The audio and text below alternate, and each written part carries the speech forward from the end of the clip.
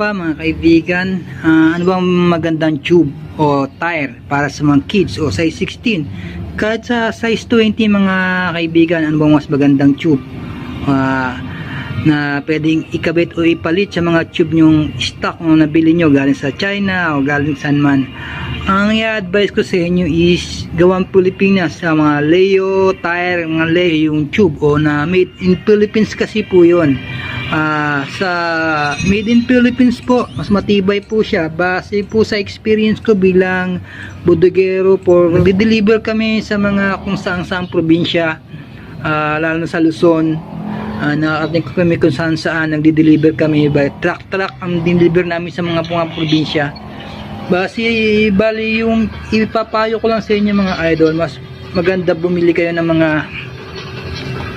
Leo tube o Leo na tire kung magpapalit kayo ng mga sa mga keys, sa mga VMX. Kahit sa VMX, mas advisable ko yung mga tube ng Leo.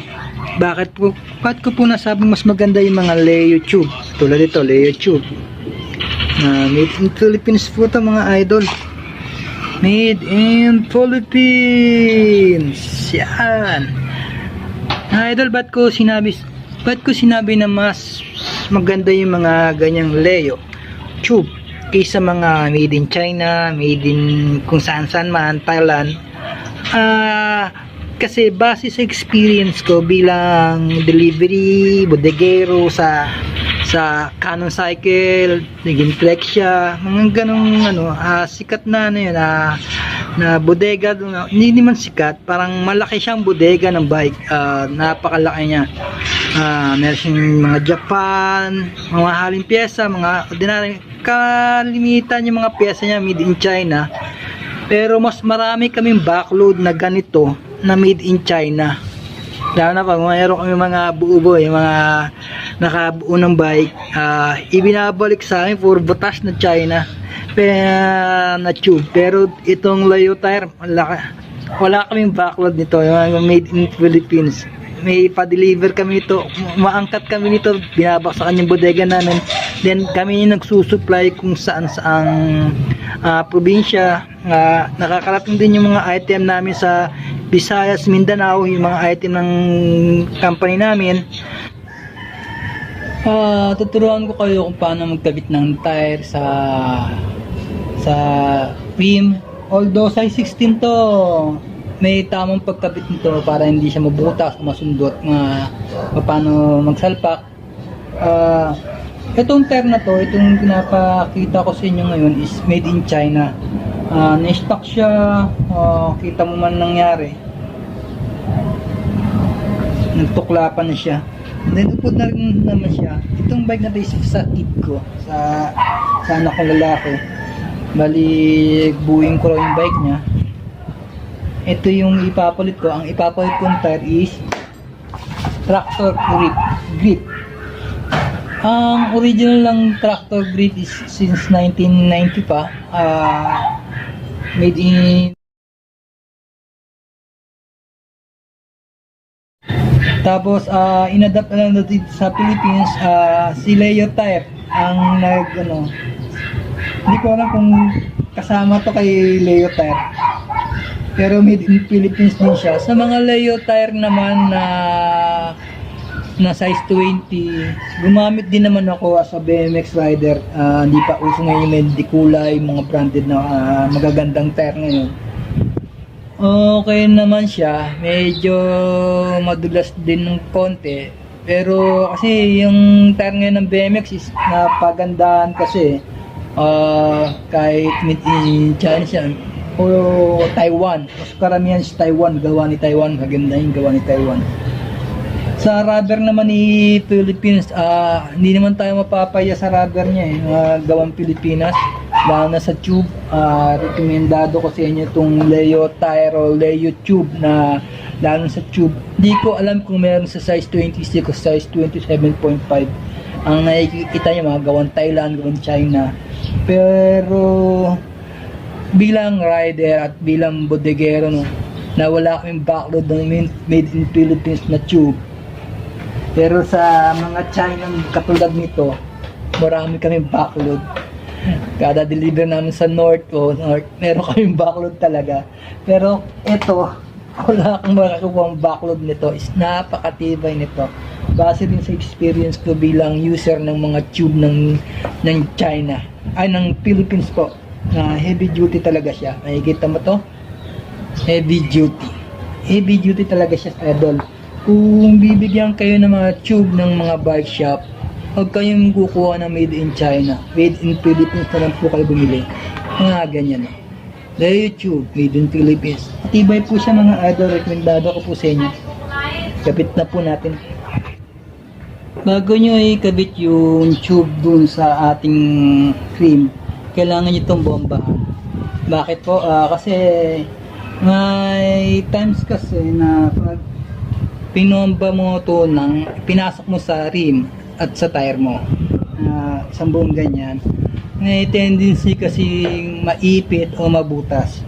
And kailangan natin siyang bombahan.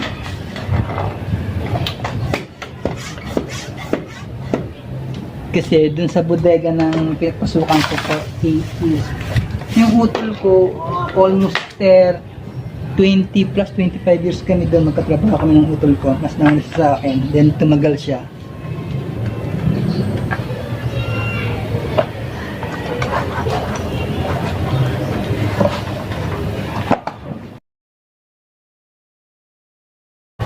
Then, dito mo dapat sungkitin ng kung ganito. Hindi mo na ito dapat ginagamitin mga ganito. May tendency kang maplatan o masundot mo, maipit mo yung tube. Bali, kinakamay lang namin to.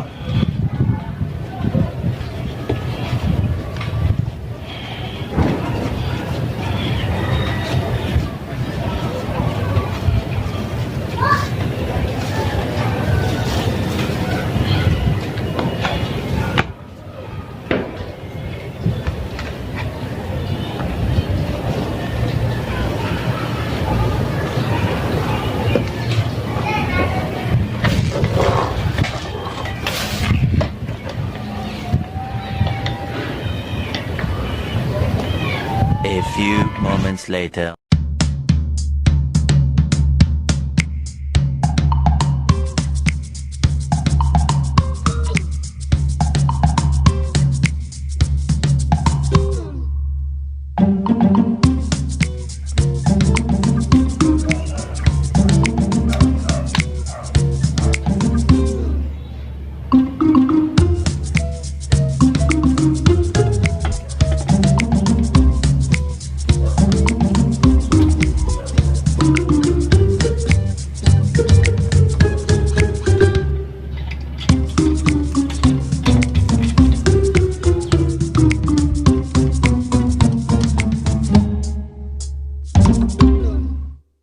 Ano? Tanggalin ko na yung tapalodo? Okay. Ito na.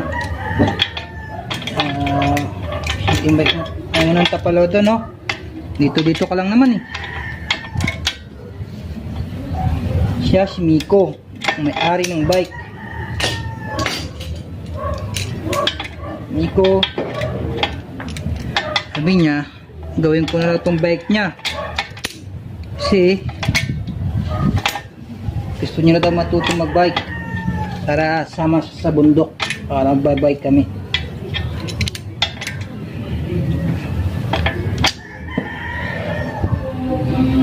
Ayun.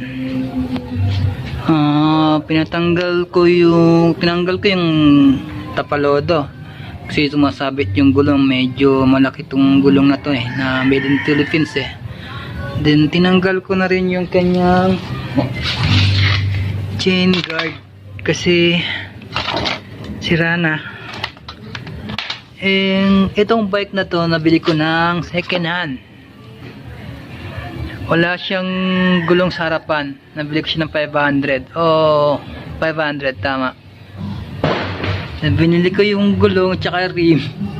Nabili ko ng 500. Almost 1,000 na rin. After 3 years ago. Then itong anak kong 2 years lang dati, 5 na siya ngayon, pinapabuo niya na sa akin. Tanggal ang tapalodo. Ganyan lang siya kaliit. Then, yung grip niya is nasira na. Ito sa motor ko dati. Nilagay ko dito. Wala siyang preno kasi ano siya eh, foot brake. Pag inatras mo, pipreno. Then, abante. Inatras, preno. Yung foot brake. Oh, kaya pa? Galing naman. Wow.